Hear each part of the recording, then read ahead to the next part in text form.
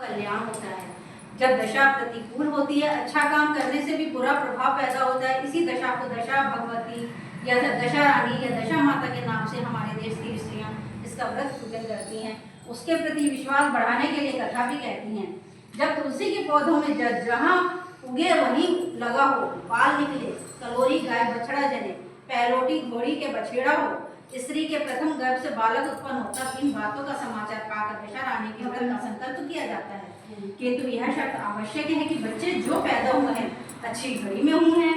ऐसी स्थिति में दशा रानी का गंडा 9 सूत कच्चे धागे के और 1 सूत गंडा बनाकर उसमें गांठ लगाई जाती है। दिन भर व्रत रहने के बाद शाम को गंडे की पूजा होती है। 9 व्रत तक तो शाम को पूजा होती है, परंतु 10वें व्रत में दोपहर के पूर्व ही पूजा होती है। जिस दिन दशा रानी का व्रत हो उस दिन जब तक पूजा ना हो किसी को कोई वस्तु यहाँ तक कि आग तक नहीं दी जाती। पूजा के पहले उस दिन किसी का स्वागत भी नहीं किया जाता है। एक नोक वाले पान पर चंदन से दशा रानी की प्रतिमा बनाई जाती है। पृथ्वी को लीप कर चौक पूरकर उस पर पटा और पटाकर पान रखा जाता है। पान के ऊपर गंडे को दूध में भिगोकर रख दिया जाता है। हल्दी, पुष्प और अक्षत से उसकी पूजा होती है। घी, गुड़, बताशा आदि का भोग लगता है। हवन के अंत में कथा कही जाती है। कथा समाप्त होते ही पूजा की सामग्री को गीली मिट्टी के पेड़ में रखकर मौन करते हुए सुव्रत का वाली को भेजती हैं।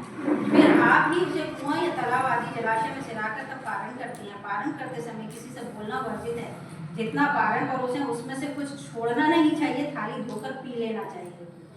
एक घर में सास बहू थी। बहू का पति विदेश गया हुआ था। एक दिन सास ने बहू से गांव में जाकर आग लगाकर भोजन बनाने को कहा।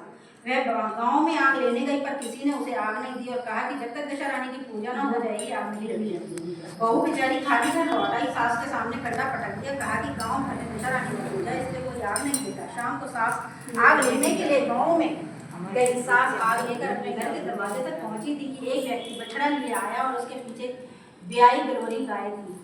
उस स्त्री ने उसे पूछा, ये गाय और पहलोटी ब्याई है? आदमी ने कहा हाँ। उसने फिर पूछा कि बछड़ा या बच्ची? उसने कहा बछड़ा। तब हम तुम दशा रानी के गंडे लें और व्रत कहें। दोनों ने गंडे लिए। सवेरे से व्रत आरंभ किया। 9 व्रत पूरे हो चुकने के बाद 10वें दिन गंडे की पूजा की। साथ हम दोनों ने 10-10 परे बनाए। 21वां एक परा बड़ा परा गाय को दिया। पूजन करने के बाद सास बहू दोनों ने पारण करने बैठे। उसी समय बुढ़िया के लड़के ने विदेश जाकर दरवाजे पे आवाज लगाई। सुनकर माँ ने मन में कहा कि मैं पालन कर चुकूंगी, तब किवाड़ खोलेगी। परंतु बहू को उठने का साहस नहीं हुआ। अपनी थाली कहानी इधर उधर करके झट पानी पीकर वह उठ खड़ी हुई।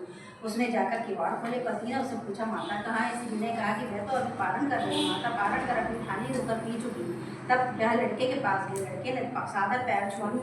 माता उसे आशीर्वाद देती हुई भीतर की निभा ले गई। माता ने थाली परोस कर रखी। बेटा भोजन करने बैठ गया। उसने हाथ में प्रथम ग्रास लिया ही था कि फलों के वे टुकड़े जो बहू ने अपनी थाली से फेंक दिए थे आपसे आप उचक कर उसके सामने आने लगे। उसके माँ ने पूछा, ये सब क्या तमाशा? माँ बोली, मैं क्या जानू, बहू जानी। यह सब सुनते ही लड़का आग बबूला हो गया। वह बोला, ऐसी बहू मेरे किस काम की? जिसके चरित्र की तू साक्षी नहीं है उसको अभी घर से बाहर निकालो। यदि वह घर में रहेगी तो मैं न रहूंगा। माता ने पुत्र को व्रत के पारण का सब बात बताकर इस तरह से समझाया, परंतु उसने एक दिन माना। यही कहता रहे कि तो बाहर निकाल के करो, तभी मैं घर में रहूंगा। माँ ने पूछा, बहू को थोड़ी देर के लिए बाहर कर देती। उसने में लड़के का गुस्सा शांत पड़ गया। उसने बहू से कहते हैं के बाहर जाकर कोड़ी के नीचे खड़ी रहे। जब बहू कोड़ी के नीचे खड़ी हुई तब उसारा बोला, उसमें इतना भार छान छप्पर का नहीं है जितना तेरा दशा रानी की विरोधी को मैं छाया नहीं दे सकता। तब वह वहां से चलकर घिरौची के पास गई। घिरौची बोली, मुझसे हटकर खड़ी हो, मुझे यहाँ इतना भार बड़ों का नहीं है जितना तेरा। इसी तरह वह जहाँ जहाँ जाती वहीं से हटाई जाती। अपने जी में अत्यंत दुखी होकर जंगल को भागे। जंगल में भूखी प्यासी फिरती फिरती वह एक अंधकूप में गिर पड़ी, पर उसे चोटें न आई। वह नीचे जाकर बैठ गई। उसी समय राजा नल उस जंगल में शिकार खेलते खेलते वहां पहुंचे। उनके साथ के सब लोग बिछुड़ गए थे। वह प्यास के मारे भटकते हुए उसी कुएं पे आए जिसमें उस स्त्री को गिरी हुई थी। राजा नल के भाई ने कुएं में लोटा डाला तो स्त्री ने उस लोटे को पकड़ लिया। तब भाई ने राजा से कहा, इस कुएं में तो किसी ने लोटा पकड़ रखा था। राजा ने कुएं की जगह से जाकर कहा कि भाई पुरुष है तो मेरे धर्म का भाई है, यदि स्त्री है तो मेरे धर्म की बहन है। तुम तो जो कोई भी हो बोलो, हम तुमको ऊपर निकालेंगे। स्त्री ने आवाज दी। इस पर राजा ने उसे कुएं से बाहर निकलवा दिया और उसे हाथी पर बिठाकर अपने राजमहल में ले आए। महाराज को शिकार से लौटकर महलों की ओर आते देखकर नौकरों ने महारानी के पास जाकर के खबर दी महाराज आ रहे हैं और एक रानी भी साथ ला रहे हैं। रानी अपने मन में बड़ी दुखी हुई, वह सोच ही रही थी कि इसी बीच महाराज सामने आ पहुंचे। तब रानी ने हाथ जोड़कर विनय किया, महाराज मुझसे ऐसी क्या बात बन पड़ी जो आप मेरे रहते दूसरा विवाह कर ला। इस पर नर ने हंसकर उत्तर दे दिया, जो आई है तुम्हारी सौत नहीं मेरी बहन है, उसको उसके साथ मेरी सगी बहन जैसा बर्ताव करना। यह सुनते ही रानी का मुंह प्रसन्नता से खिल उठा। उसने कहा, अब तक मैं नंद का सुख न जानती थी, अच्छा हुआ जो भाग्य में नंद आ गए। राजा ने उसका नाम मुंह बोली बहन रखा, उसके लिए एक अलग महल बनवा दिया, उसी से वे आनंद से रहने लगी। इसी प्रकार से पूर्व दिन बीत गए। एक दिन राजा एक घोड़ी ब्याई, तब राजमहल की स्त्रियां बधाई गाने लगी।